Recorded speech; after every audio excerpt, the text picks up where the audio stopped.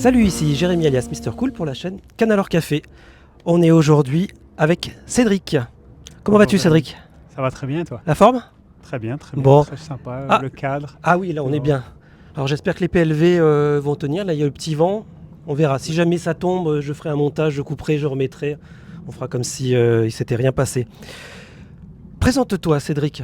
Là Cédric est ton prénom et ton pseudo de joueur. Bien, je m'appelle Cédric Oring, c'est mon pseudo, c'est Ino ou InoTCG sur les réseaux. Sur ce que je vois sur le pseudo des tournois, c'est RNK Ino. Ouais, RNK c'est la team. La team. Ouais, il y a déjà d'autres teammates qui sont passés sur ta chaîne comme Dame ou Couscous. Fernando, Oui, c'est ça? Fernando. Il est toujours Fernando? Ils sont toujours dans l'équipe, mais on joue à différents jeux. D'accord. Notamment One Piece, Naruto. C'est vrai que j'ai plus trop de nouvelles de Fernando. Il est toujours très actif ou il a un peu Sur calmé le Lorcana, jeu il sur a un peu Lorcana? calmé, Il a un ouais. peu calmé. Ouais. D'accord. Bon, il en dira un peu quoi, passer à autre jeu, un peu moins motivé. Oui, c'est ça. C'est un petit Pour peu le ça. moment, un peu plus sur One Piece et Naruto. Ah ouais. Le Naruto Mytho là, c'est Oui, ça? c'est ça. Ok. Ouais. Ok.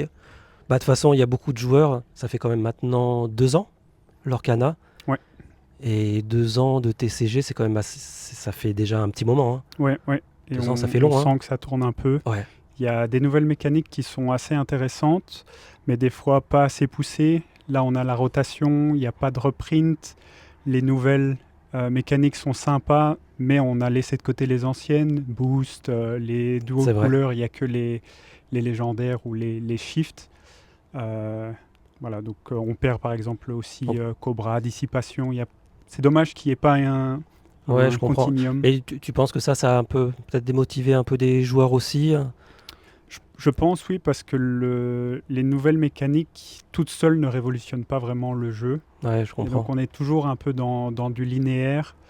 Aussi, comparé à d'autres jeux, c'est du tour par tour, on va dire. Il n'y a pas d'interaction avec l'autre joueur, à part certaines cartes comme Hades qui demandent un choix ou des choses comme ça. Et donc je pense pour des joueurs qui ont l'habitude d'autres jeux, ça peut être un peu répétitif. Ouais, ils en demandent un petit peu plus pour le jeu. Ouais, de toute façon, il y a beaucoup de paramètres. Oui, vraiment, les paramètres, si la liste est assez longue en fait, hein, et puis c'est très personnel aussi pour certains aussi. Donc ok, donc RNK Ino. RNK, ça veut dire quoi? C'est Ronin. Donc les samouraïs ok, d'accord, qui sont tout seuls. Et puis Inc pour Lorcana. Ouais, pour Lorcana. C'était un groupe de personnes sans team, des amis, qui se sont dit on va faire une équipe pour être entre potes, quoi. Ouais, je comprends. Et d'ailleurs, je me souviens, on s'est rencontrés, je crois, au tout début où tu as démarré Lorcana à Ikigai. J'étais à la boutique, on avait joué un petit peu ensemble, on avait parlé. Ouais, tu me disais un petit peu d'où tu venais, tout ça. Et je crois que c'était le moment où tu démarrais en fait. Hein. C'est bien ça. Hein oui, exactement. Et je me souviens, c'était déjà le violet-rouge. Ouais, c'est bien ça. J'ai commencé. Qui est un bon deck de départ. Ouais, en fait. C'est celui-là que je conseillais à chaque fois à l'époque. Hein. J'ai commencé avec celui de Ed qui jouait au Continental Aîné. Où le gros deck c'était Sisu en Ice et il avait créé cette version pour le contrer et j'ai commencé avec ce deck. Ah, c'est ça. Avec les. C'est quoi la version? Il y avait 3 Tremen dedans à un moment. Ça. Et surtout. Oups. Voilà, voilà ce que je disais, le petit vent qui nous fait bouger les PLV. Et surtout 10 T1, les 4 balais, les 4 Chernadog et 2 Diablo. Ou c'est ça. Plein de T1 qui faisaient piocher mais avec les trémés. Ouais, c'était très sympa, ça manque un petit peu cette version. Donc du coup, on pourra un petit peu venir au début. Donc tu as commencé au moment où on s'est rencontrés. Ouais. Qu'est-ce qui t'a motivé à aller sur ce TCG-là en fait? Ouais, donc moi là-bas je viens de Belgique, de Bruxelles. Ouais. Et donc quand on s'est rencontrés, je venais de faire mon déménagement avec ma compagne en Suisse, à Genève. À Bruxelles, je jouais beaucoup à One Piece parce que c'était la communauté ou magasin où j'allais qui était le plus représenté. Et quand j'ai déménagé, j'habite juste à côté du Ikigai Manga Shop où la communauté est plus orientée Lorcana. Et donc j'ai fait le switch pour une raison de simplicité et pour rencontrer des nouvelles personnes. Donc c'était quand même l'envie de rencontrer des gens, de se dire je vais jouer à Lorcana, ou c'est le monde de Disney, c'est quelque chose... je sais pas, alors on a tous été concernés par Disney de près ou de loin de toute façon, mais est-ce que tu es un fan de Disney ou de... Pas spécialement. J'aime bien regarder les nouveaux films quand ils sortent. C'est toujours sympa, toujours nostalgique. Ouais. Mais je ne suis pas un grand fan de D'accord, de c'est Disney. pas genre, t'es fan de Disney, t'as vu qu'il y avait un TCG avec Disney, il dit là, il faut y aller, hein, Non, non. et la collection et tout ça. Je préfère l'univers One Piece, par exemple. Ah, d'accord, je comprends. Donc c'est vraiment rencontrer la communauté et parce que la boutique, il y avait une dominante de joueurs de C'est l'Orcana. ça, ouais. Et à Bruxelles, j'avais mes petites habitudes. Il y avait le tournoi le mercredi soir et Ah, une fois de d'accord, temps en temps le week-end. Et donc, c'est ça aussi que je voulais retrouver. Ok, Toujours retrouver une avoir, communauté, jouer avec des gens, et finalement l'Orcana c'était un peu le prétexte. C'est Ça ça. aurait pu être un autre TCG en Si fait. ça avait été Naruto ou Dragon Ball, ou Ça aurait été n'importe ça. quel, Ah ouais, c'est ça, d'accord. Et par contre, si c'était le monde du jeu de société, t'aurais fait quelque chose ou pas forcément? T'aimes bien l'univers TCG? J'aime bien les jeux de société, mais plus une fois de temps en temps. D'accord. Je suis un peu, ce qu'on pourrait considérer comme un tryharder. Et donc les jeux de société, je pense, Ça s'y prête moins. ça s'y prête moins parce qu'une fois comprends. que tu tryhardes le jeu, c'est toujours la même chose. Là où les TCG, ça évolue avec les méta, les rotations, Et tu etc., sens la etc. progression et tout ça, les stratégies. Exactement. C'est sûr. D'accord, donc c'est ce qui t'a amené à l'Orcana. Ouais. Et est-ce que tu avais un petit peu... donc je vois que tu avais un parcours TCG déjà d'avant. Ouais. Les jeux de société, pas forcément. C'est pas forcément les jeux de société qui t'ont amené au TCG, un petit peu quand même? Un petit peu quand même. Donc très jeune, j'ai commencé à jouer aux échecs. D'accord. Avec mon grand-père. Jamais été très bon, mais ça a toujours été... C'est un peu la même idée, une stratégie. On veut réfléchir à ce que l'adversaire va faire au tour d'après pour nous savoir. Donc c'est un peu les mêmes principes. Et oui, jeu de société avec des amis. C'est d'ailleurs comme ça que j'ai commencé One Piece, donc avec un couple qui sont fans de jeux de société. Donc j'allais souvent chez eux pour jouer aux jeux de société. Et ils ont commencé One Piece. Donc ils m'ont montré. Avant ça, je venais d'Hearthstone, donc j'avais quand même une notion d'accord. Ok, ça fait pas. Tu viens pas de rien non plus, comme ça. C'est mieux. Ouais. Et voilà, c'est comme ça que j'ai commencé les TCG physiques, on va dire. Ok. Donc déjà avec l'Orcana, tu avais déjà une facilité dans le jeu, une compréhension du jeu, ce que faisaient les cartes, que tu as retrouvé, des mécaniques que tu connais, que tu avais déjà vues. Hein. D'accord. Ouais, c'est pas comme moi et Pang, mon épouse, où vraiment nous on a démarré, on n'avait jamais joué au TCG avant. Donc on va dire, je sens les joueurs qui ont déjà baigné dans l'univers TCG, on sent les réflexions qui vont plus vite. Hein. Il y a quand même un petit peu un petit gain de temps quand même pour la progression, ça va un peu plus vite. D'accord. Et donc là, donc les decks que tu aimais jouer, c'était l'histoire du violet rouge. C'est ça, ouais. Et à cette époque-là, quand tu as démarré, est-ce que tu es allé sur d'autres choses entre-temps? Tu as essayé beaucoup de choses ou tu es resté fidèle je suis resté fidèle à violet rouge jusqu'à ce qu'on ne puisse plus le jouer correctement, c'est ça. Ouais, je comprends. Et cette raison-là, il y avait une raison particulière de rester sur un deck comme ça? Le deck est vraiment très intéressant. Il y a aussi, comme je l'ai dit, je suis un peu tryharder. Et donc, avec le temps que j'ai disponible, si je commence à essayer trop de decks, aller dans toutes les directions, voilà, je m'éparpille. C'est difficile de maîtriser un deck à 100%. Il y a toujours des petits détails qu'on ne voit pas forcément, sauf si on a déjà eu cette occasion dans une partie. Et donc, jouer 100 fois un deck, on le maîtrisera bien sûr beaucoup mieux que si on joue 10 decks différents. À chaque fois. Donc ça, déjà, tu vois, tu es déjà dans les conseils aux joueurs sur le fait de rester fidèle à un deck. Ça, c'est quelque chose, à chaque fois je discute avec plein de gens, c'est quand même un point hyper important de rester fidèle à un deck. Ça, c'est clair. Ça, ouais. Après, ça reste intéressant d'essayer d'autres decks pour aussi comprendre. Voir l'inverse, les réactions qu'on peut avoir. Mais ouais, si par exemple dans une rotation, il y a 4 sets, rester avec une couleur à chaque fois, par exemple le violet, on a vu que ça passait les rotations, les sets, etc. Blurple, juste avant, donc après que violet rouge soit plus jouable, tout le monde jouait Blurple, donc je suis resté aussi là-dessus. Donc il faut savoir s'adapter, mais rester sur les mêmes couleurs, je pense que ça aide beaucoup. Mais encore plus important, jouer un deck qu'on aime jouer. Ouais, c'est clair. Parce que même si des gens disent oui, celui-là il est un petit peu faible, dans les mains de quelqu'un qui connaît toutes les petites combines, les petites astuces pour sortir de situations délicates, ça fait toute la différence en fait. Pour ça, souvent je me méfie avec des personnes qui établissent tout de suite oui, de toute façon, ce match-up c'est pas bon, celui-là j'ai 80% de win rate, machin de chouette. On se méfie un petit peu parce qu'on voit bien, il y a eu tellement de contre-exemples dans les mains de certains joueurs sur des decks qui paraissaient beaucoup plus faibles. Et qu'on fait des merveilles dans leurs mains en fait. Hein. Et des fois, il suffit juste d'une carte, par exemple, quand on carrément. voit le match-up Dog qui avait avant vert-jaune contre Blurple. Blurple avait des difficultés, mais dès qu'on rajoute une Isis ou ça change. un Tigrou, qu'on joue au T4, hop, T5, on joue un body, et T6, on fait des monas. La game est finie pour le Dog. Toute la partie, hein, c'est vrai. Voilà. On a toujours des petites cartes cachées qu'on ne voit pas, sauf les gens qui restent sur leur deck, qui testent à chaque fois des nouvelles petites cartes, et puis elle sort et ça renverse la méta. Quoi. Et puis toujours pareil aussi, l'histoire d'aller courir des fois aux decklists qui sont déjà faites, alors qu'il y a des petites choses que les gens n'ont pas vues, mais restent sur des choses qu'on leur donne comme ça, alors qu'il y a un petit truc, ou même des cartes que toi tu vas croire, tu veux dire elle est super, les gens mais non, elle est pas bien, personne ne la joue. Et toi, tu vas la jouer, tu sais pourquoi tu vas la jouer. Au moment où tu vas la jouer, elle va faire son petit effet. Exactement. Et je trouve que c'est le charme du TCG, d'ailleurs, qu'on n'exploite pas assez à cause d'Internet, de tous les decks à disposition, les infos à disposition. On perd le côté se poser et réfléchir aux cartes. C'est ça. Et s'approprier des cartes aussi. Ouais. Pour pas te mentir, moi je suis plutôt de ceux qui prennent des decks déjà faits, parce que je pense que ça met beaucoup de temps à prendre en main un deck, déjà le créer, etc. Je mets des petits guillemets dans ce que je viens de dire avant. Je parle de la decklist vraiment clé en main comme ça, et ne pas la comprendre et ne pas essayer de changer des cartes. Mais bien entendu, ces gens-là, à un certain niveau, quand ils ont sorti des decklists et qu'on fait des résultats, la base est très correcte. Voilà, c'est ça. Ouais. Voilà. Ça on est tout à fait d'accord. Là, je te parle pas de créer un deck en partant de zéro. On n'a pas le temps. Personne n'a le temps pour ça.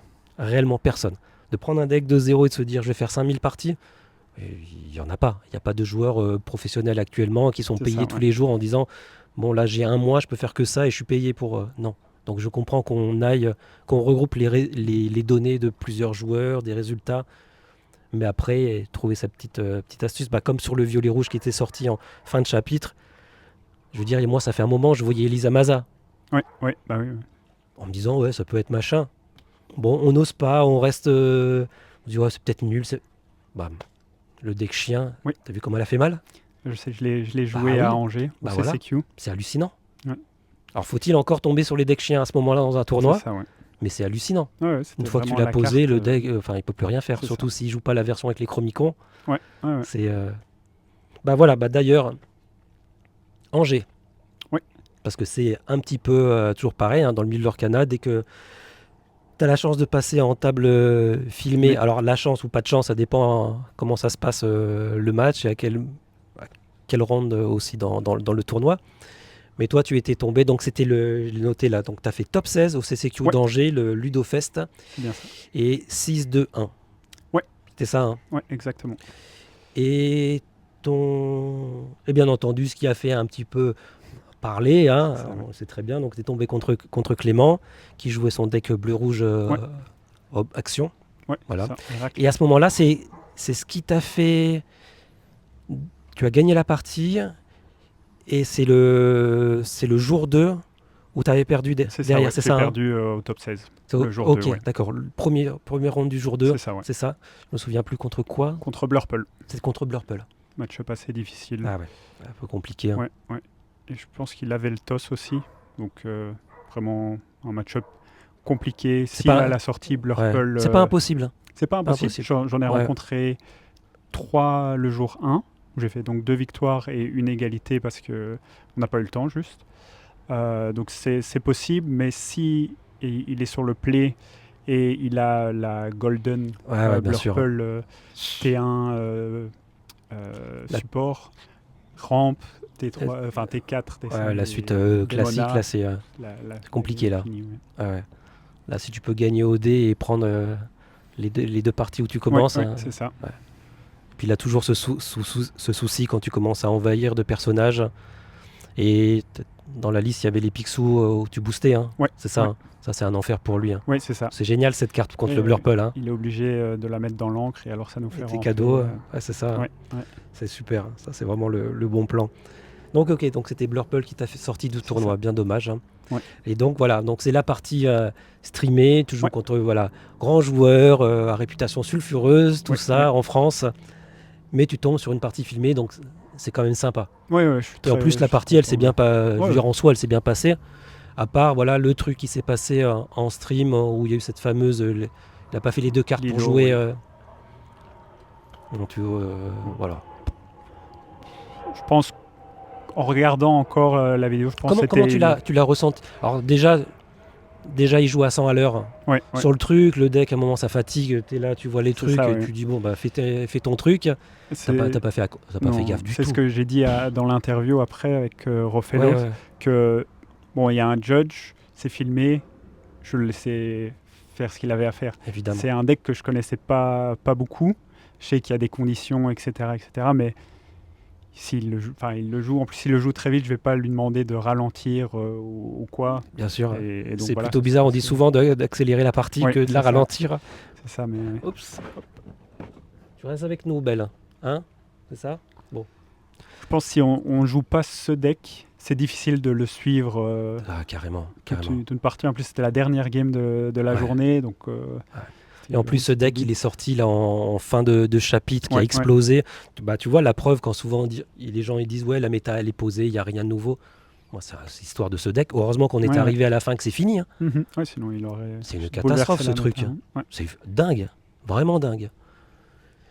Mais par contre, voilà, bon, tu as réussi à le prendre. Je me souviens de 1, 2. Et 3. J'ai fait une petite dédicace à la caméra où j'essaie de montrer ma main et puis quand il le rejoue, je regarde la caméra en disant j'ai les 3 de mon deck dans la main. Donc, Et en même temps, franchement, c'est pas un cadeau dans ta main ça. À ce moment-là, ça t'a... Comme lui, il joue pas beaucoup de personnages, donc c'est bien de lui enlever à chaque fois, mais c'est pas un cadeau. Hein.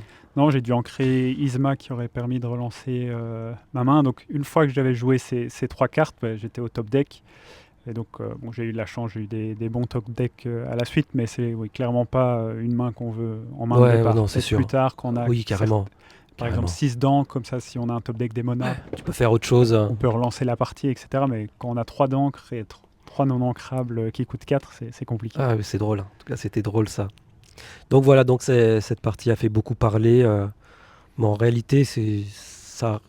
rien à voir vis-à-vis des joueurs qui étaient en train de jouer, ni Clément, tout ça.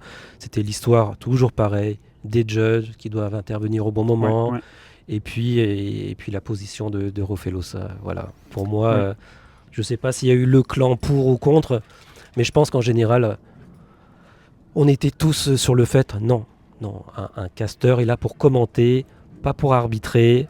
Et si on doit prendre une pause, on prend notre pause, on va chercher les arbitres, on fait ce qu'il y a à faire tranquillement. Et on ne vient pas s'immiscer comme ça dans la partie en disant on n'a pas le temps, on n'a pas si, comme j'ai entendu. J'ai vu cette séquence de nombreuses fois. Et voilà.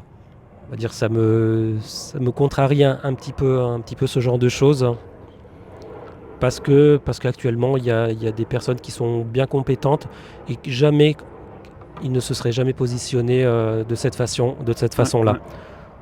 Il n'y a pas de stress, on n'est pas pressé, on intervient. Et en plus, quand on revoit la séquence, on voit bien que Petit Quick était bien entendu sur la position opposée, complètement opposée. Elle l'a rappelé à la fin de la vidéo. Je pense que je ne sais pas si tu as revu encore l'image, tu as vu à la fin, elle revient et elle lui dit quand même, c'est pas comme ça qu'on aurait dû faire, on aurait dû appeler.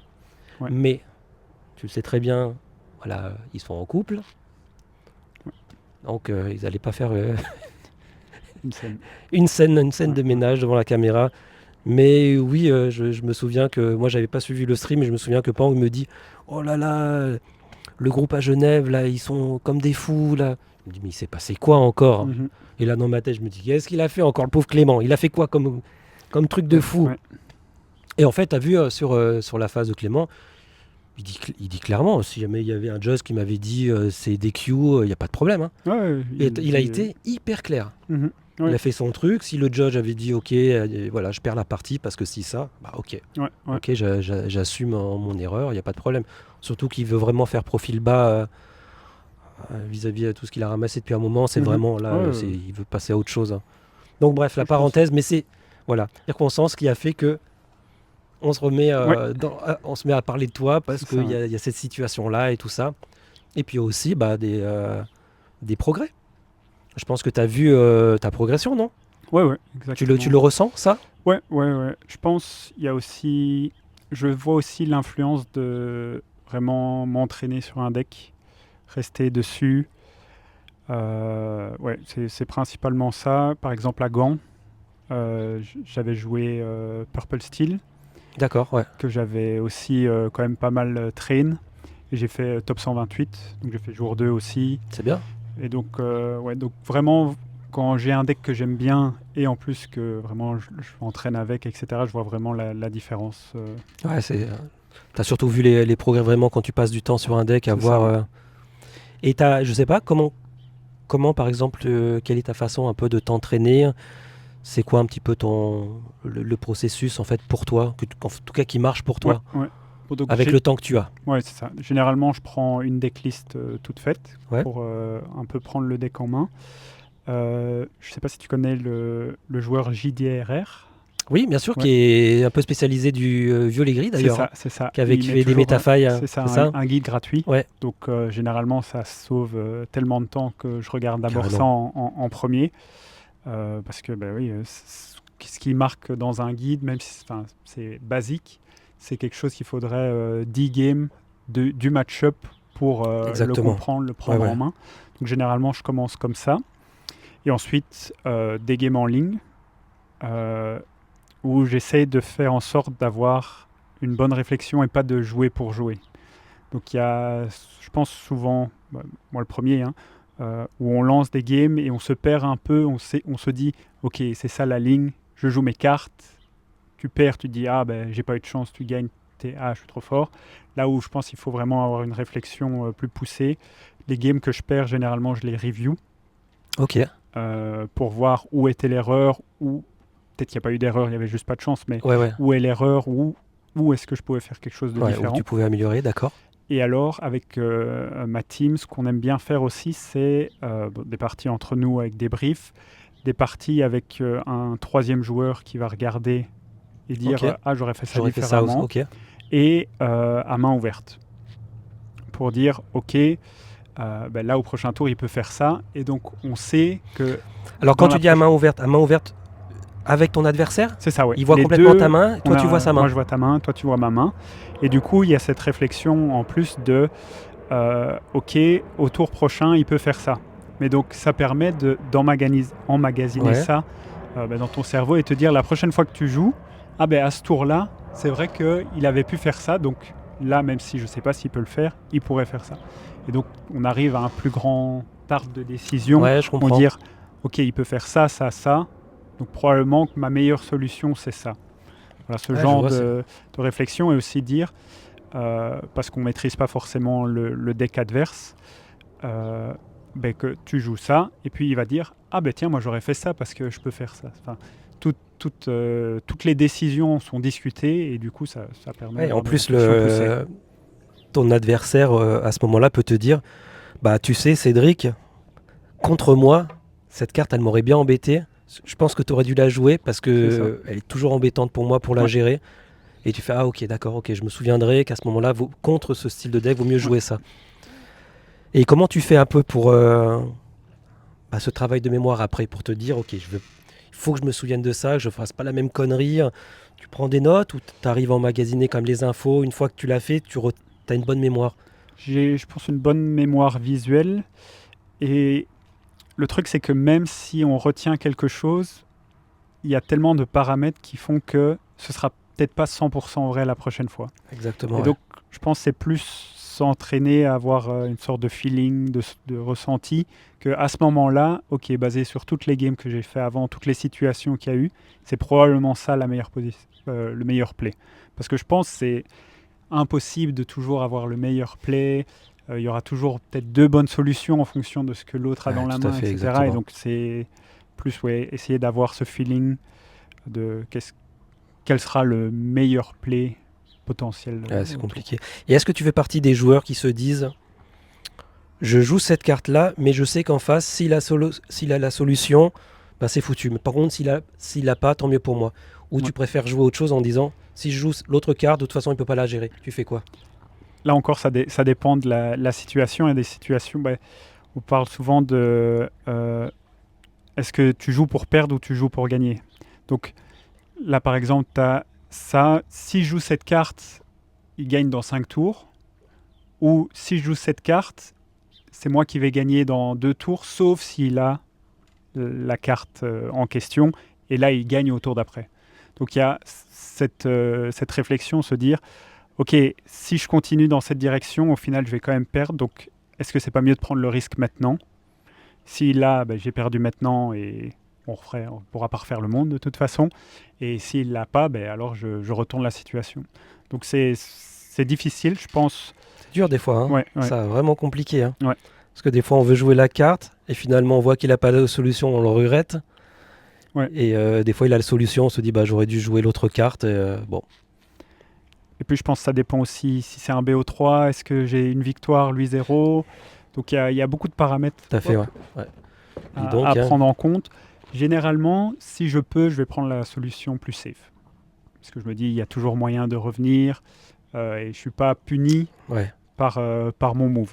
Donc, quand même, dans la majorité des cas, tu préconises quand même de te dire, ok, en face, il joue ça, je sais pas, tu joues contre un jaune, tu veux poser une insaisissable, tu sais qu'il peut avoir le cavalier attaque. Est-ce que tu dis, ok, je tente le coup, s'il l'a, tant mieux, ou tant pis, ou t'évites de prendre des risques? Il faut éviter de prendre des risques à chaque fois. Si j'ai une solution qui est presque égale à jouer mon évasive, je vais préférer jouer l'évasive parce que là, c'est une carte qui va avoir perdu, qui ne sait pas quoi faire. Il va se dire, je vais l'ancrer, il n'a pas joué d'évasive. Donc là, il y a vraiment une ligne qui est positive si la carte que je vais jouer est presque aussi forte que l'évasive.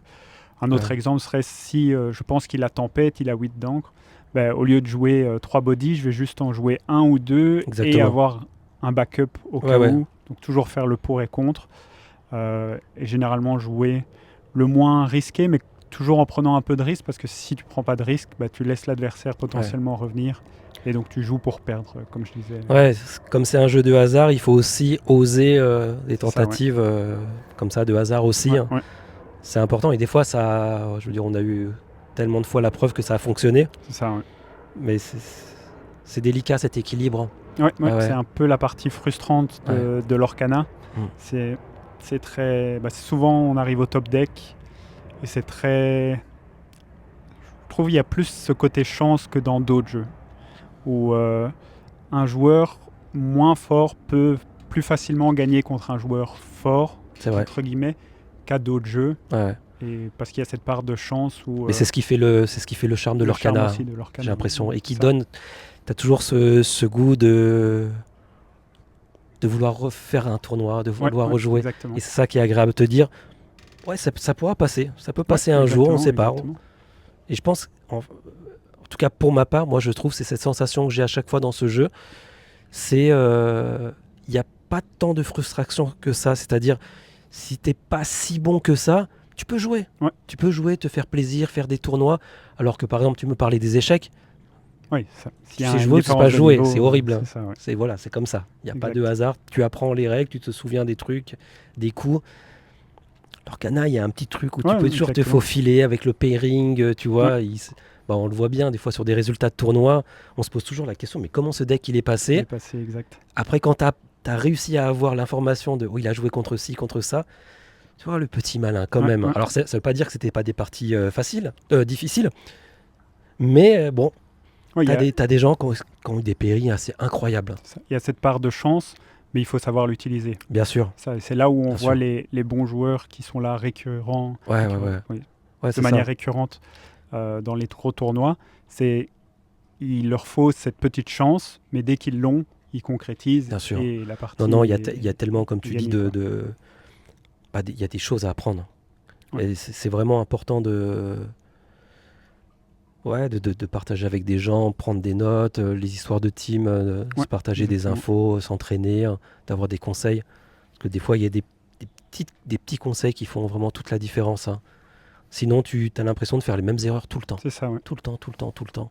Et si tu penses qu'un play est bon, mais que tu n'as jamais essayé un autre play, c'est pour ça qu'échanger avec d'autres gens, c'est super intéressant, parce que des fois, c'est vraiment un bête truc, mais on te dit « Ah, mais et pourquoi tu fais pas ça ?»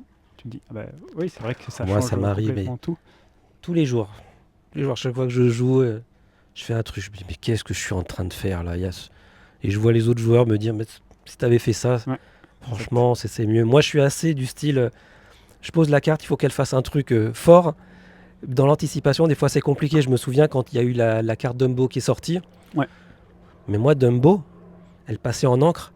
Mais à chaque fois, j'avais du mal à me dire, je pose mon Dumbo et ça va se passer plus tard. C'est ça. Ça va être intéressant. Non, c'était encre. Il me disait, mais arrête d'ancrer ton Dumbo, joue-le. Et tu verras après. Tout se mettra en place. Et c'est vrai que quand j'ai commencé un peu plus à m'entraîner, de voir les conséquences du Dumbo, je comprends pourquoi la carte elle est forte. Et cher. Et cher, ça on a compris. Et d'ailleurs, qui revient en force maintenant. Hein. Ah oui, ouais. C'est bien de l'avoir. Évasif. Ouais. Et du coup, alors, je clôture la partie CCQ, tout ça. Je reviens juste. Ça a été. C'était quoi? C'était avant Ghent? Ça? Avant Gand? Le Ludo Fest ou c'était après? Après, ouais. C'était après. C'est assez récent, c'est il y a un mois, je pense. C'était ça. Et toi, dans les gros tournois, t'avais fait quoi? T'avais fait Bologne? J'avais fait Bologne, oui. Ouais. Où c'était une catastrophe. Le deuxième Bologne, hein, t'as fait, hein. Pas le premier, hein, je crois. Ouais, le deuxième. C'est le deuxième, hein. Ouais. Le deuxième. Et ça avait pas été concluant? Non, c'était ma pire performance de tout. Je pense que j'ai fait 2 victoires, 6 défaites. Alors, tu sais quoi? On va prendre une mini pause, 2 secondes. Donc, je reprends. On a fait une petite coupure où on a enlevé les PLV et l'Orcana parce qu'en fait, le vent commence un petit peu à se lever, ça n'arrêtait pas de bouger. Donc voilà, ça sera la version ouverte sur la forêt derrière nous. Donc, tu me disais que ta performance qui n'était pas géniale là, c'était le tournoi, le DLC à Bologne, le deuxième Bologne. Ouais. Et ça, c'était ton premier gros tournoi ou pas? Mon premier gros tournoi, l'Orcana, non, juste avant, il y avait le CCQ Annecy. Annecy, d'accord. Ouais. Pour toi, l'Annecy, c'était le premier? Ouais, c'est ça. D'accord. Où là, j'avais fait jour 2. T'as fait jour 2, d'accord. 64, ouais. Et t'étais venu avec quel deck? Blurple. Pour ça. Et donc, après Bologne? Après Bologne, il y a eu... T'es venu avec quel deck à Bologne? Tu te souviens? Blurple aussi. Blurple aussi. Le même que CCQ, vu que j'avais fait une bonne performance au CCQ, je me suis dit, je vais prendre ça. Et là, tu dis, ça n'a pas marché, là? Non. Pas du tout. Non. Mais bon, c'était avec la team et on s'est bien amusé le week-end. Bah oui, c'est sympa. Ça compense. Bah oui, je sais pas si vous avez eu l'occasion de vous balader dans Bologne. Vous trouvez un jour? Pas du tout? Non, pas trop. Il y a eu depuis notre Airbnb jusqu'au lieu du tournoi. Petite balade. L'occasion de se balader au centre-ville? Non. C'est très joli, c'est dommage. Ok, donc là, ça n'a pas été concluant pour toi? Non. Ok. Pour quelle raison? Tu penses? La première, je pense pas eu de chance. La deuxième, je connaissais pas le match-up. D'accord. Et après, je pense le mental a un peu lâché. C'était un peu moins dans le tournoi. Ouais, c'est ça. Ouais. Ça arrive. Ouais, bien sûr. Ça m'a permis de travailler mon mental. Ouais, c'est important, ça. C'est particulier aussi, cette partie-là. Ouais. Et donc, après Bologne, il y a eu... Il y a eu Gand, je pense. Il n'y a rien eu entre, je crois. Et d'ailleurs, tiens, Gand, tu connaissais déjà? La ville? Ouais. Oui, vu que je viens de Belgique, je connaissais. Toi, t'es de Bruxelles, hein? C'est ça, dit, hein. Ouais. Ça a combien de temps? C'est pas très loin, du coup. 40 minutes en voiture. 40 minutes, donc c'est un endroit que tu avais déjà eu l'occasion de te balader, tout ça? Ouais. C'est quoi qui est plus joli, Bruxelles ou Gand? Je dirais Bruxelles quand même, pour okay. le centre historique, centre-ville. Ah ouais, c'est plus impressionnant, le centre de Bruxelles. Par exemple, la Grand Place. Ah ouais. C'est vraiment une très belle place. Moi, je connaissais pas du tout la Belgique. Du monde, donc, ah ouais, d'accord. Ouais. J'ai jamais vu la Belgique à part Gand et j'ai trouvé ça vraiment très très joli. Ouais, le canal, ces anciens bâtiments, je trouve ça vraiment super, vraiment beau. En tout cas, j'ai pris beaucoup de plaisir à aller, c'était top. Et heureusement qu'on est venu un petit peu plus tôt pour avoir une journée de visite. Ah, c'était vraiment très bien, très bien. Et donc ce tournoi-là, tu as fait jour 2. Jour 2, oui. C'est ça. Et là, c'est là que tu disais avec Violet Gris. Hein. Ouais. Tu étais venu. Ok. Et après, c'était le Ludofest. Ouais, c'est bien. C'est ça. Et là, avec Violet Rouge. Ouais. C'est ça. Pourquoi ce changement pour être sur Violet Rouge là, alors que tu étais resté avec Violet Gris? C'était parce que beaucoup j'en avais un peu marre du deck. Tu voulais changer un peu? Ouais, c'est ça. Ouais. Parce que juste avant, il y avait eu 3 ou 4 sets où c'était que Blurple. Puis j'ai fait 1 ou 2 sets PS. Et je voulais changer. Et je voyais que rouge-violet Il y avait du remontait potentiel. un Hein. peu, Ouais. notamment contre Dog. Du coup, vu que Dog, c'était vraiment le deck que je supportais pas trop, que Ouais, je voulais qui est bien chiant. abattre, entre guillemets, Ouais. j'ai pris ça. Et du coup, je me souviens plus. T'en as rencontré beaucoup? J'en ai rencontré 2 ou 3, et un des 2 ou 3, ça a été une défaite. Donc, Ah, il jouait d'accord. le Chromico? fort, Ah, le fort? ouais, ce qui m'a bien surpris. Euh, la première, je l'ai prise, je pense. La deuxième, je me suis fait surprendre par le fort, parce qu'il ne l'a pas eu à la première. Et la troisième, j'ai mal joué, je pense. D'accord. Ah, ok. Sans le Chromicon pourtant. Ouais, sans le Ah ouais. Chromicon. Mais une D'accord. fois qu'il a son board et qu'il y a le fort, la dynamique est très différente. Les trades sont plus compliqués, avec ce résiste +1. Et Ah, ouais, d'accord. ouais, je pense que j'ai juste mal joué parce que j'avais pas. T'es fait un peu surprendre. C'est Et ça, ouais. J'étais pas prêt pour cette tech. Ah ouais, je comprends. D'accord. Ok. Et donc du coup, là, c'était c'était le dernier tournoi. Hein. Ouais. Dernier gros tournoi, je crois. T'es pas allé Ah oui, t'es pas allé à Zurich. Non, Exactement. non. T'étais reparti en Belgique, c'est ça ce que tu m'as dit. Exactement. Hein. D'accord. Autrement, tu l'aurais fait, je pense. Ouais, Hein si j'étais pas en Belgique, Ouais. je l'aurais fait. Ouais. Bah, du coup, moi, je suis allé en violet rouge. Ah. Ouais. C'est Aucun bien chien. passé. Ah ouais. Pareil, Ouais, j'étais ouais. parti pour ça. 0. Et ça s'est pas très bien passé. Non, je Ouais, suis tombé j'imagine. contre les gros decks contrôle. Avec un mythe, c'est compliqué. Compliqué. Et voilà, des bleus-rouges actions que je maudis. Un Ouais, enfer. ouais. Notamment ma dernière round où là, vraiment, je raconte souvent cette histoire parce que je crois que c'est la première fois dans l'Orcana que ça m'arrive. Le gars, il était, je crois, à 10. Je crois à 10 de l'or. Il m'a fait un tour de 10 jusqu'à la fin. Ouais. Sans s'arrêter. Je le regardais faire, il faisait une action, un machin, Avec Shark je chante, qui je retruc, et je grade du point de l'or, Ouais, et je ouais. rechante, je rejoue des trucs. Incroyable. Ouais. Là, j'aurais dû avoir une caméra sur cette séquence. Il n'arrêtait plus. Ouais. J'étais là, je me dis, mais il se passe quoi là? C'est quoi ce délire? 10, je crois qu'il a fini à 22. Ouais, Un tour. la puissance du deck. Je l'ai vu récemment, mais je pense que c'est en Infinity. Il est aussi ressorti. C'était décapé. Je pense qu'il était en Chine. Il y a les continentales Ouais. asiatiques. Et il a fait, je pense qu'il était à 9 ou 11 de l'or. Et puis il a. Un tour comme ça, un très long tour. Cette folie. Ouais, c'est bien chiant. Hein. C'est pas de. Ouais, tu joues plus là. C'est terrible. Là. D'accord. Et du coup, là, les prochains tournois, c'est quoi là qui est prévu? LCQ. LCQ. Ouais. Voilà, j'allais te poser la question. C'est ça. Donc déjà inscrit, tout ça. Ouais. Ok, très bien. Donc tu vas sur il y a 2 horaires, je crois, un du matin et un à 14h. Ouais. Ou 15h, un truc comme ça. Toi, tu es sur le... C'est une très bonne question. Tu te souviens plus? Non. À mon avis, le matin. Alors moi, j'ai pas pris le matin, j'ai vu qu'il y avait de la place l'après-midi. Je me dis que tranquillement, comme ça, c'est pas le stress de se lever tôt. Non, je crois que c'est le matin. Toi, c'est peut-être le matin? Mais pas sûr à 100%. D'accord. Ok. Est-ce que tu avais fait le premier LCQ de la dernière fois? Non. L'année dernière? Non. Non. Donc, ça sera la première pour toi? Ouais, exact. Bah tu verras, c'est très bien. Ouais. Même si tu fais un match et tu perds, Ouais, c'est une belle salle, de la salle du Newport Hotel. C'est très joli, c'est belle salle de convention, tout en moquette. Déjà, c'est bien organisé, donc ça fait plaisir. Je dis ça pour rattraper le fait d'une défaite directe et que voilà, tout peut arriver. Hein. C'est vrai que le format fait un peu peur. C'est spécial. Du coup, c'est compliqué de choisir un deck. Là. Ouais, il faut attendre un petit peu là. Et puis il faut pas se mettre la pression sur ce truc. C'est sûr. Si tu perds direct, c'est pas grave. Je sais pas ce qui est pire. De perdre le premier ou le 5e. Exactement. Enfin, le 6e du coup. Oui. C'est le 6, hein, c'est en 6. C'est 6 La première fois c'était en 5. C'est ça. Ouais. C'est jouable, hein. Tu vois des joueurs en tournoi qui font facilement des fois 5 victoires, qui font des 6-2 directs. Ouais, c'est sûr. C'est possible. Il y en aura 8 qui le feront. Il y en a qui le feront. Mais là, d'ici trouver un deck compliqué. Hein. Ouais, parce que pour le moment, tous les decks ont un hard counter. Ouais, comme toujours. Si t'as pas de chance, tu tombes dessus c'est ça. et tu peux rien faire. Quoi. Donc c'est...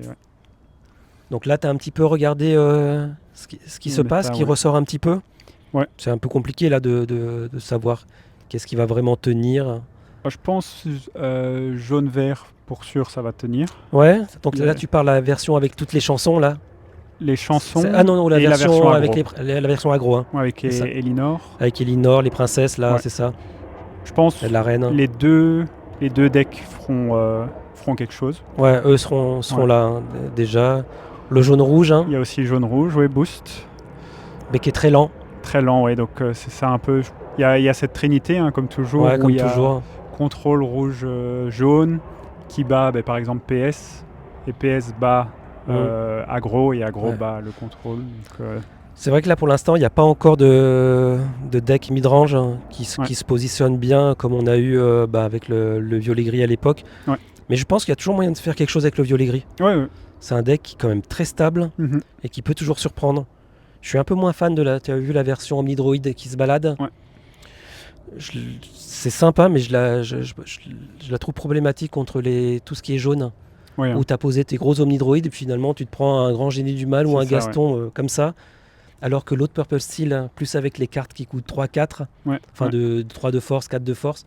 Avec Violette. Exactement. Moi je suis plus dans cette idée-là et même peut-être de revenir sur la version qui faisait les deux, qui était un peu aggro mais qui pouvait contrôler avec les Jean-Christophe, peut-être Pocahontas qui se balade. Ça a toujours surpris ça. Hein ouais, c'est toujours la difficulté quand on fait un deck. Est-ce qu'on diminue un peu nos chances partout pour pas avoir de hard défaite, hard counter, ou est-ce qu'on vise 2 decks et si on tombe contre le troisième, on perd? C'est compliqué ça. C'est toujours la difficulté. Moi, je préfère généralement avoir un deck qui va pas gagner à 100% contre tout, mais qui n'a pas de mauvais match-up. C'est pour ça que j'aimais beaucoup quand j'ai commencé le jeu violet-rouge. Exactement, je suis pareil. Tu pouvais pas gagner une partie. Quand on voyait les cartes adverses, tu te disais pas « Ah, j'ai gagné ». Mais tu te disais pas non plus « Ah, j'ai perdu ». Jamais. Alors que là, maintenant, dans cette méta, principalement les top decks, c'est tu vois ce que l'autre a en face, tu dis « Ah, ok, j'ai perdu » ou « Ah, à moins de faire une très mauvaise sortie, j'ai gagné ». Ouais, c'est dur là pour l'instant de trouver quelque chose pour un peu tout équilibrer. Ouais. Mais il y a peut-être moyen. Ça va se poser, peut-être quelques cartes, quelques decklists qui vont un peu évoluer, qui vont peut-être aider. Après, on est un peu là toujours dans le truc aussi des nouveautés, de jouer les nouvelles cartes. Puis il y a un peu ce qu'on dit, les decklists sortent, tout le monde s'oriente sur ces trucs-là. Et il y a quand même pas mal de choses qui sont à côté là, qu'on laisse, qu'on tente pas encore. Ouais. Et il y a toujours les petits decks aussi qui viennent se faufiler, par exemple jaune, vert, objet. Ouais. J'arrête pas de voir qu'on parle beaucoup de ça. Franchement, quand je vois les cartes, j'ai même pas envie de me poser la question tellement ça me fatigue. Et beaucoup de gens ont l'air de dire c'est un peu le calvaire. C'est ça, oui. S'il a sa sortie, tu peux juste rien faire. Il a ses bras, il a ses bâtons, il ore. Il a son journal pour piocher, et puis dès que tu as un peu de body, il fait une tempête. Ouais, c'est ce que j'ai vu, parce que moi j'étais resté dans les decks avec ces bâtons, mais sur la version très aggro. Là, non, c'est pas la même chose. Je me dis, un tempête à 8 dans un truc, comment c'est possible? Bon, il va falloir quand même que je réfléchisse un peu à ce truc-là, mais il est hors de question que je joue ça. Ah non, je n'aime pas du tout, ça me plaît pas du tout. Mais il faut pouvoir quand même affronter ce genre de deck. Et du coup, est-ce qu'on met un casse-objet? Mais du coup, pour remplacer quoi? Bah oui, c'est ça. Parce que contre un aggro, si tu pioches ton casse-objet, t'es un peu déçu. C'est vrai. Toujours ça va être le nombre de représentations de ce deck en fait. Si beaucoup de gens vont le jouer, il va falloir trouver quelque chose. C'est un peu ça. Alors là, j'ai vu sur tu vois, il y a un tournoi là en ligne de la team en France, La Forge, de la chaîne Boba. Tu as regardé un petit peu? Donc il y a un joueur. Je suis tombé sur le match où c'était ce deck-là qui est tombé sur un... Merde, il jouait quoi l'autre? Un peu aggro. Bon, ça traçait. Hein. Il est resté à 1 de l'or. Il n'a rien pu faire. Donc il peut avoir aussi peut-être cette problématique, ce deck-là. Au moment où tu te mets en mode je trace. Et s'il n'a pas ce qu'il a besoin, c'est un peu perdu. Hein. Ouais, c'est ça. Bon, il faut espérer. Il faut espérer que ce soit un peu extrême pour ce genre de deck et que ça donne moins envie aux gens de le jouer. C'est ça. Parce que du tout, tu as vu, regarde le deck bâton aggro. Des fois, c'est hallucinant ce que ça faisait. Mais au final, il n'était pas représenté, les gens le jouaient pas en tournoi. C'est trop dépendant de la sortie et du coup, tu perds trop vite des games. Ce qui est plutôt bien pour un LCQ parce que normalement, les gens vont pas prendre des decks qui sont risqués, high risk, high reward. Ouais. Parce que bon, tu tombes, comme tu l'as dit, contre un aggro, tu fais juste rien. Et je pense généralement, c'est les decks aggro qui sont les plus représentés. Donc j'espère qu'il n'y aura pas trop d'objets. Ouais, faut voir ça. Donc il faudrait que j'étudie la question là. Qu'est-ce que tu as vu qui t'a attiré là un peu dans... Parce qu'il y a quand même du choix là. Ouais. Beaucoup de choix. Pour le moment, j'essaye un peu tout. Ouais, pour le moment, Purple Steel. Ouais. Il y a eu le guide de JDRR. Donc c'est la version Droid que je teste pour le moment. J'ai aussi testé rouge, jaune, boost. Ouais. Et la version jaune, vert, chanson. Ouais. Ça, c'est intéressant. Ouais, c'est vraiment intéressant. La liste, elle n'est pas encore bien définie. Non, il y a plusieurs versions. Potentiel, hein. Il y a la version Sous l'océan, il y a la version Prince Philippe, il y a la version Fusil qui... Ça, c'est super. La carte est incroyable. Ouais. Mais comme on peut pas tout mettre dans le deck, il va falloir faire des choix. Exact. Je sais pas si... Je suis peut-être moins fan de la version avec Sous l'océan. Peut-être Prince Philippe que je préfère. L'avantage de la version Sous l'océan, c'est qu'elle demande moins de cartes pour le combo. Ouais, c'est ça. La Prince Philippe, il faut Circle of Life, Prince Philippe et... méchant vilain, là. Ouais, c'est ça. Et puis pour les aggros, plus rapide avec Sous l'océan aussi. Ça, ouais, compliqué de savoir. Il y a toujours du pour et du contre. Ouais. Si tu arrives à faire ton Prince Philippe, généralement tu as gagné la partie. Là où Sous l'océan, tu vas pas target tout le board forcément. Donc l'adversaire peut plus facilement revenir. Ce que j'aime pas trop là dans le deck, c'est cette espèce de... le truc où tu poses tes chanteurs au départ et qu'il y a tout un moment où quand même ces chanteurs ils sont très fragiles. C'est ça. Si en face il y a un PS Droid qui joue T2 le shift, qui change 2, il a tué 2 de tes chanteurs et là ça fait mal. 2 tours. Ouais.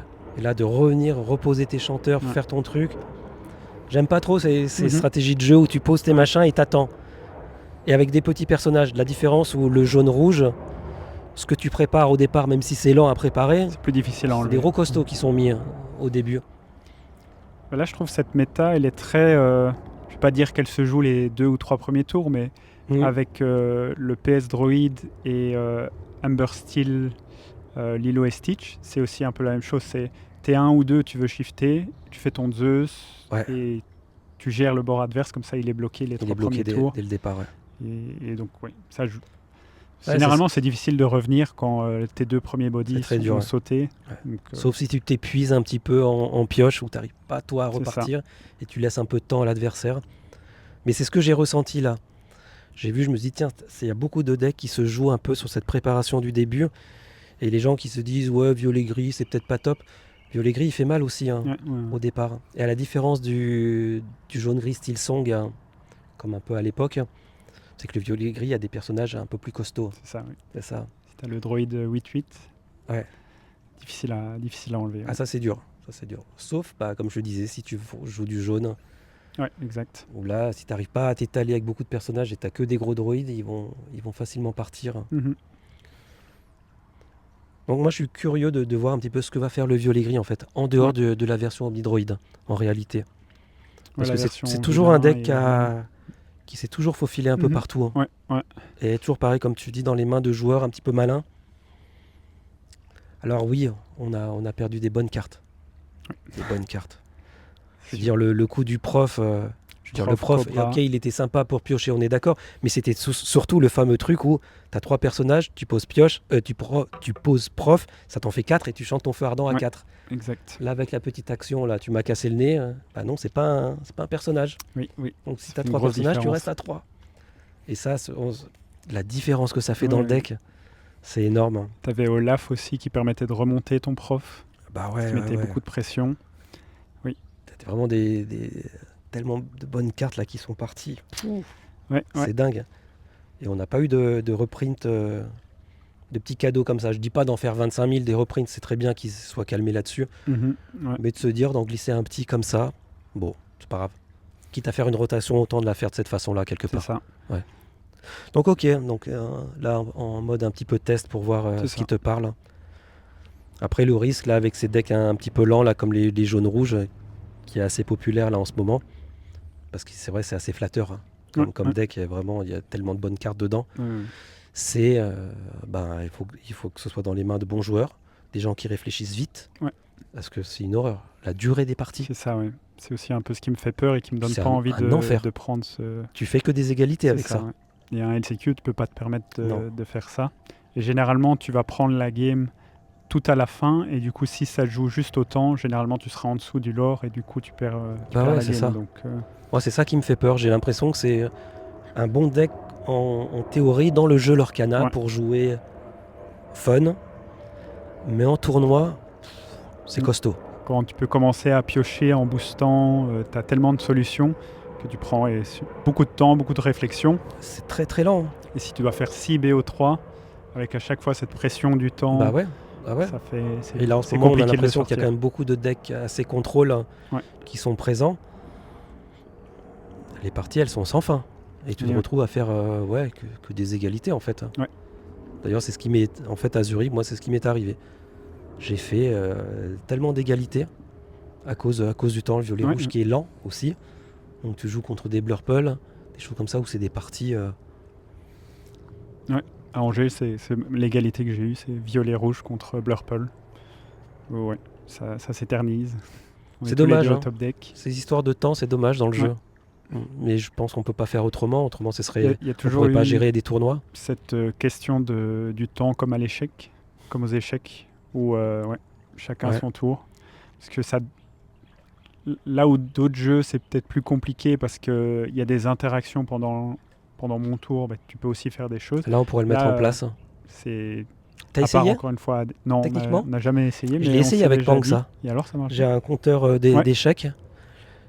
C'est très intéressant. Il faut juste pas oublier de faire le geste. Et quand tu as moins l'habitude, il y a eu plein de fois où on l'a fait.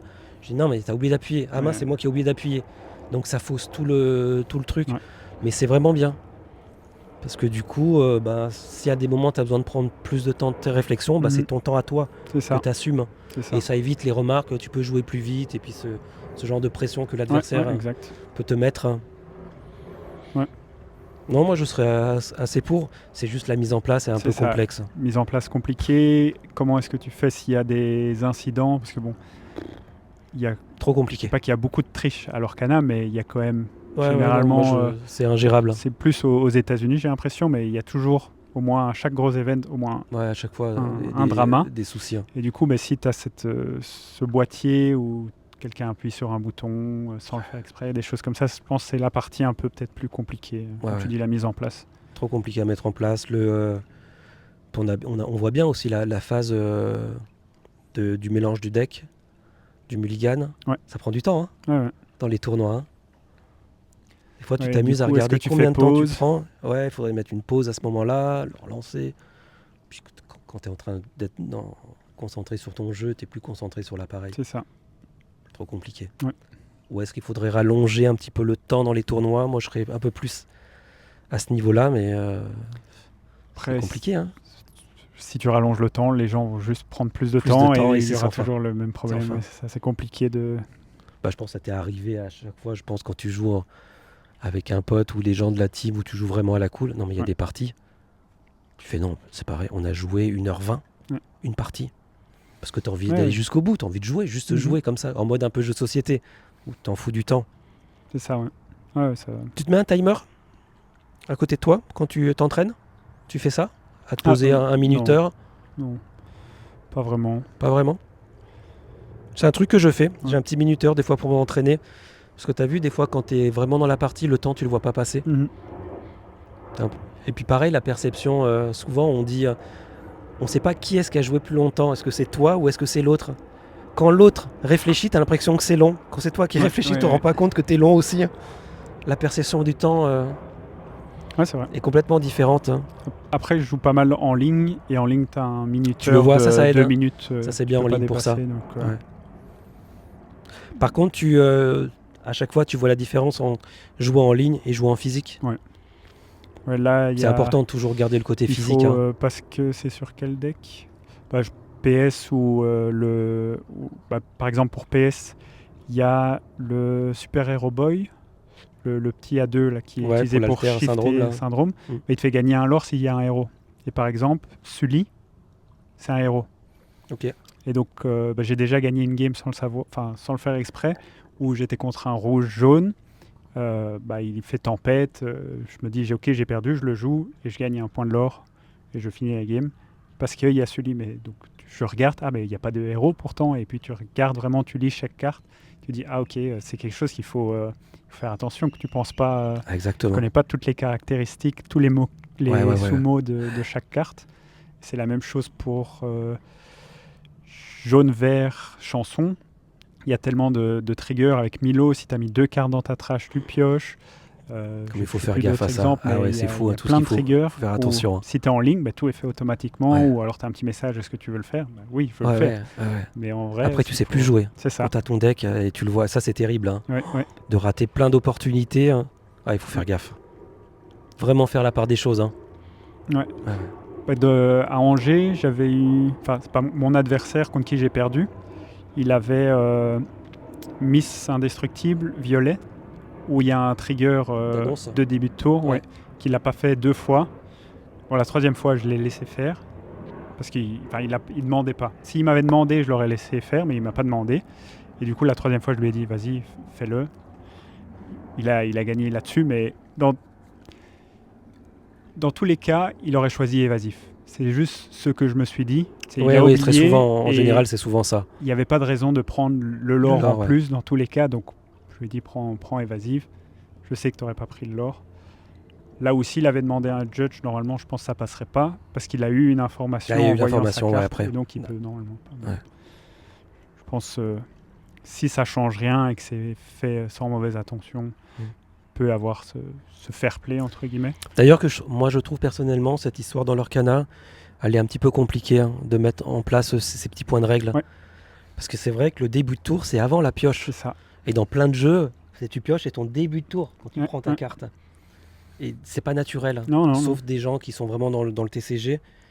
Et je trouve qu'il faudrait peut-être qu'ils arrêtent ces petites règles sur les cartes pour qu'on évite ou qu'on laisse cette tolérance où ok t'as pioché. Mais bon, en même temps, tu révèles, tu chopes une information, donc ça peut orienter ton choix d'après. Mais c'est souvent embêtant. Earl Meister, que je regardais un peu avant, quand il jouait en ligne, ce qu'il disait toujours, c'est les phases. Il dit donc 7, ready, donc tu ready, 7, exactement. Donc tu check, est-ce que j'ai un lieu qui gagne, est-ce que j'ai un truc, puis draw. Et donc avoir je pense si tu n'as pas ce réflexe, le faire à haute voix, où tu dis ready. Là. Et une fois que tu as ce réflexe, tu n'es plus obligé de le dire oralement. Je comprends, avoir vraiment Je suis assez d'accord qu'il y a beaucoup de gens qui jouent à l'Orcana sans avoir appris les bonnes règles de base. On le voit aussi souvent sur les histoires des encres. C'est le festival de comment les gens organisent leurs trucs. C'est ça. Tu vois des choses des fois étranges, et ça c'est un peu dommage. Il faudrait qu'il y ait quelque chose un petit peu d'obligatoire. C'est comme ça qu'on joue à l'Orcana. Et voilà. Mais je suis d'accord. Et ça éviterait, en tout cas, ça permettrait, quand il y a des règles comme ça sur les cartes, de pouvoir les appliquer correctement. Exactement. Moi, je suis plus du style à dire, si ça pose problème, qu'ils arrêtent de mettre qu'ils acceptent en fait que ton histoire d'un lore de plus ou le côté évasif, tu puisses le faire, que ce soit avant ta pioche ou quand tu as pioché, d'avoir cette tolérance-là. Mais c'est vrai qu'il y a sûrement des cas où ça pourrait articuler quand tu révèles ta carte. À 17 de l'or ou 18 et que tu pioches un Superboy qui te fait gagner un lore si tu as un héros, alors tu aurais fait +1. Exactement. Là où, si tu le pioches pas, tu te dis je vais faire évasif, comme ça je peux l'orer 2 tours. Exactement, donc tout à fait. C'est compliqué. Non, mais je pense qu'il y a un peu, il manque un petit peu de sérieux dans l'exécution des phases. Ça, je suis tout à fait d'accord. J'ai vu souvent aussi des personnes quand ils partaient à l'aventure, au lieu de mettre la carte complètement inclinée, des fois c'est un petit peu de travers. Moi je prends la carte, je la retourne comme ça, et voilà, des petites manies comme ça, mais je pense que c'est important. Oui, parce que Et je trouve qu'il y a un peu trop de tolérance par rapport à ça. Ouais, mais c'est aussi un peu le problème, c'est les polémiques sur Twitter, ça fuse assez rapidement, où une question de ruling est vite montrée comme du shark au final. Là où c'est pas forcément du shark, non, pas du tout. Enfin, il y a des... Non, moi je suis assez d'accord. C'est compliqué. Ouais. Bah, il faut être beaucoup plus strict. Je pense que ça mérite d'être plus strict. Ouais, je suis d'accord. Dans Ravensburger, quand il y a des choses... Là, j'ai vu, il y avait tout un petit débat sur des points de règle, alors que le jeu, les cartes sont déjà ouvertes et sorties, et on n'a pas eu les informations claires à l'avance. Ouais. C'est pas normal pour un jeu. Non. Tout doit être parfaitement clair, avec les règles, qu'il n'y ait pas de débat. Et moi, je suis assez du principe que on a de la place sur les cartes. Le petit texte, tu sais, le petit texte des fois qui rappelle des phrases du dessin animé, c'est pas si important que ça, qui détaille un petit peu plus les règles, des fois. Ouais. Quitte à paraître un petit peu nous parler comme des enfants, mais ça vaudrait le coup. Pour être bien clair. Quand vous faites ça enclenche ça, et vous faites ça et ça et ça. Ok. Ouais. C'est vrai qu'il y a des cartes, je trouve qu'elles sont un petit peu trop résumées. Ça mériterait de rajouter 2 petites lignes pour bien préciser, et ça évite les incompréhensions. Voilà, des fois, je pense. Quand il y a une règle et puis il fait référence à cette carte, mais est-ce qu'il parle de la carte qui a trigger ou la carte qui a le texte? Exactement. C'est ce genre de... Et des fois, on est là confronté à réfléchir à des trucs, on dit mais on est bête ou on comprend pas quelque chose, et on se retrouve comme ça en train de lire 25 fois la carte, et toi tu peux l'interpréter comme ça, et moi je peux l'interpréter comme ça, et les deux sont valables. Ouais. Sauf quand tu te réfères vraiment à cette espèce de moteur, cette mécanique de base de l'Orcana qui va dans le sac, machin, ça fait tout ça. Mais des fois, tu as envie de juste, ok, ça fait ça, ok, merci, hop. On trace, on enchaîne, on joue. Ça mériterait de... d'être plus précis surtout qu'il y a de la place. Il y a de la place. Ouais. Quand je vois sur certains jeux, Yu-Gi-Oh, des choses comme ça, je vois des pavés que j'arrive même pas à lire tellement que c'est petit. Je trouve que le charme de l'Orcana, c'est qu'on a des textes, des chiffres bien clairs, tout est bien lisible. Mais des fois, il y a de la place pour rajouter des petites précisions. Un peu, ça pourrait aider. Et qu'est-ce que je voulais te dire aussi? Une dernière petite chose. Parce qu'on a parlé des conseils un petit peu... Tu m'as glissé un peu tes conseils pour progresser dans le jeu, d'être fidèle à des decks, tout ça. Tu avais d'autres choses, tu as parlé tes entraînements avec la team. Tu as des petites choses qui ont marché pour toi, qui t'aident et que tu pourrais transmettre en disant moi ça fonctionne pour moi, ça vaut le coup d'essayer. Des petits trucs même qui peuvent paraître un peu étranges, mais tu as des choses comme ça qui te viennent? Je pense le mental. C'est ce que j'ai vu après Bologne, c'est qu'on a tendance rapidement à dire « Ah, j'ai pas eu de chance ». Et lui, il en a eu beaucoup. Ouais. Et au final, quand tu re-regardes des games, ou même des fois des games que j'ai gagnés, je me dis au final j'ai pas très bien joué et donc toujours se remettre en question, je pense, et voir. Alors ça, cette phase du mental, je pense qu'elle va même plus loin que le jeu. Je pense que c'est des questions aussi de personnalité de gens. Je pense aussi. T'as des gens qui sont plus humbles dans le jeu et qui n'ont pas cette réflexion là, qui sont très clairs. Voilà.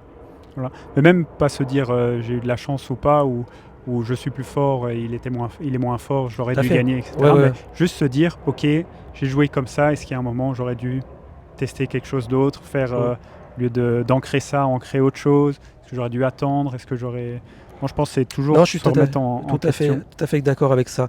Et d'ailleurs, très souvent, regarde, je pense que tu entends ce genre de discussion, les gens ils racontent un peu leur partie, mais les gens qui écoutent n'ont pas été témoins de la partie. Donc ils t'écoutent en étant sympa, tu mets tes arguments, mais j'ai pas eu de chance avec ça parce que j'ai fait ça, l'autre il a eu ça.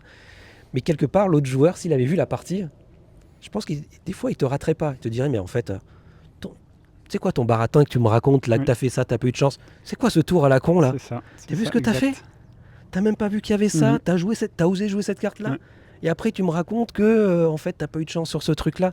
Donc il y a un côté aussi, parce que l'entourage n'a pas vu ta partie, tu te permets d'enrober le truc. Extrapoler sur... Et je dis ça parce que je fais un clin d'œil à un ami, un joueur qui s'appelle Léo, qui est beaucoup plus critique. J'évite de trop lui raconter un petit peu mes parties, parce que comme on joue des fois souvent ensemble, il voit mes erreurs. Et je pense qu'il se dit, ok, ce qu'il me raconte, moi je le vois jouer aussi, et des fois il en fait des petites bêtises. Donc peut-être que c'est pas tout à fait ça la réalité de la partie. Donc c'est vraiment important de prendre du recul en fait. Ouais, exact. Et c'est très dur. Ah oui, c'est très difficile. C'est dur. Et même des plays que tu es en train de jouer, tu es dans, je sais pas, les gens ils appellent ça cette espèce de tunnel vision, c'est ça, mais qui est vraiment réel. Tu vois que ça. Et le truc à côté pourtant qui est flagrant, que l'autre joueur, quand tu es posé dans ton canapé et tu regardes la vidéo, tu te dis mais il le voit pas. Il le voit pas. Non, il le voit pas. C'est ça. C'est pas qu'il est mauvais ou quoi que ce soit, c'est qu'il se passe un truc dans le cerveau à un moment. Moi ça m'est arrivé un truc, je raconte juste l'anecdote vite fait. Je veux tellement faire un coup. Je crois que c'était, je me souviens plus ce que c'était. Je crois que c'était un truc pour, j'ai oublié, pourtant c'était mémorable. Je sais pas si je voulais faire une Ohana pour piocher mes cartes ou je sais pas trop quoi. Un truc vraiment là, j'avais hâte de jouer ça. Je pioche pas en début de tour. Mais quand je te dis je pioche pas, je vois même pas. C'est des joueurs à côté qui ont révélé. Hey, t'as oublié de piocher, pioche. Et puis l'adversaire il me dit bah oui, pioche, t'as oublié. Je dis mais c'est pas vrai, j'ai oublié de piocher. Mais je n'ai sorti de la tête. Et en fait, je sais ce qui s'est passé. Les joueurs, ils ont tellement compris. En fait, j'ai tout de suite joué mon machin que j'avais oublié. T'es focalisé sur ton tour. Et souvent, ça aussi, des fois, c'est... est-ce qu'il ne vaut pas mieux, des fois, poser ses cartes que tout le temps réfléchir pendant le tour adverse de ce que tu veux faire. Il y a un moment, tu vois un coup sympa. Et en fait, tu fais un blocage à vouloir absolument faire ce coup-là. Et tu n'as pas vu encore la pioche que tu avais fait. Et alors, peut-être que le board va changer parce que l'adversaire va faire quelque chose. Exactement. Donc autant attendre qu'il ait fini son tour et avoir... Complètement. Ouais, d'accord. Donc ça, c'est... hyper important. Et tu as d'autres choses que tu penses qui peuvent aider? Donc, s'entraîner, je pense, et s'entraîner, discuter avec des gens, important. Avec d'autres gens pour avoir d'autres perspectives. Toujours être humble dans le jeu. Humble, oui. C'est important. C'est très important. Il y a toujours moyen d'apprendre. Et aussi dans ce mental et être humble, prendre un peu du recul sur victoire, défaite.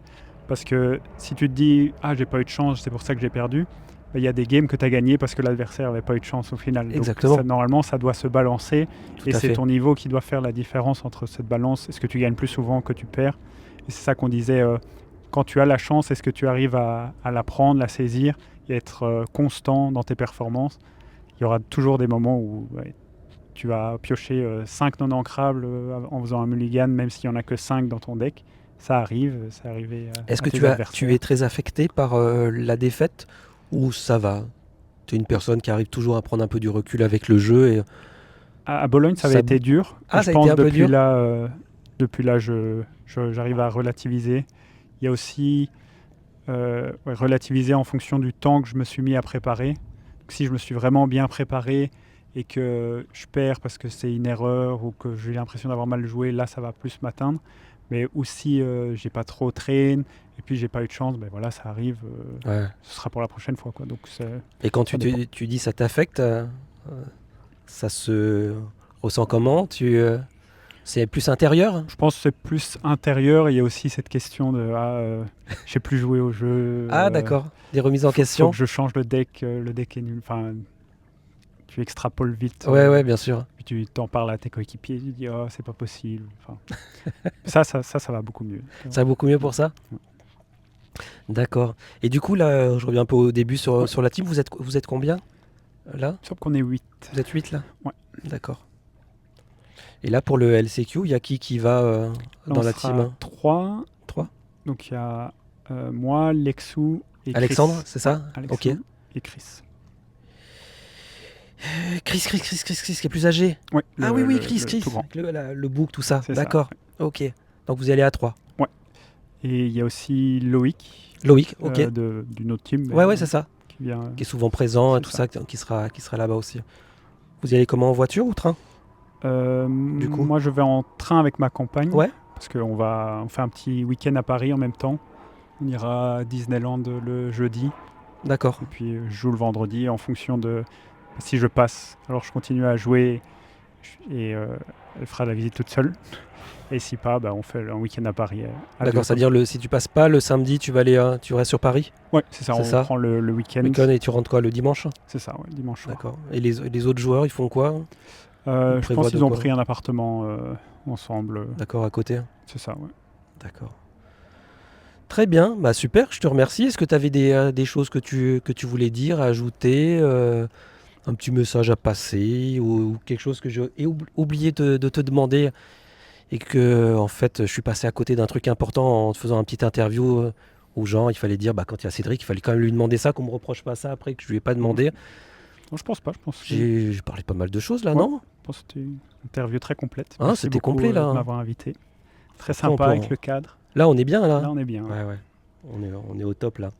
Bon ok, je te remercie Merci à toi d'être venu pour ton temps et de toute façon on se recroisera dans les événements Lorcana, que ce soit du côté français, à Genève ou en Europe, n'importe où pour les prochains gros événements. On se verra de toute façon à Paris. Ouais. Là, t'as vu qu'il y a eu 2 tournois en France qui vont être organisés. Ils ont fait un dans le format LCQ. T'as aperçu cette info qui a circulé? Si je dis pas de bêtises, c'est à Vernon. Ok. À Vernon, ils ont fait souvent des tournois Lorcana, qui est un petit peu à côté de Paris. Et là, ils organisent, avant le LCQ à Paris, un tournoi en format LCQ. C'est-à-dire qu'il faut que tu fasses tes 6 victoires. Le seul truc, et je crois que c'est une semaine avant le LCQ. Simplement, pour nous, c'est quand même un petit peu loin. Et il faut aller à Vernon faire ce tournoi, revenir pour repartir. Paris, mais pour des personnes qui voudraient s'entraîner dans ce format-là, en tout cas, ça va être encore des données qui vont arriver. Parce que au pire, là, ça fera des datas en format élimination directe, de savoir qu'est-ce qui va réussir à passer. Donc ça va peut-être faire des remises en question une semaine avant. Donc il y a ce tournoi-là, et je crois qu'il y en avait un autre en France, un gros format aussi, qui est organisé. Donc voilà, en tout cas, en dehors des tournois de 7 qui arriveront en septembre. D'ailleurs, les tournois de 7 vont tomber pendant le LCQ aussi. Je crois que les dates, le week-end du tournoi de 7, c'est du LCQ, c'est aussi les tournois de 7 en même temps. Si je dis pas de bêtises, mais je crois que c'est cette période-là. Voilà. Bon, on verra bien tout ça. Je te remercie, et puis je vous remercie d'avoir regardé cette petite vidéo. Et je vous dis à bientôt sur la chaîne Canal Or Café. Allez, salut!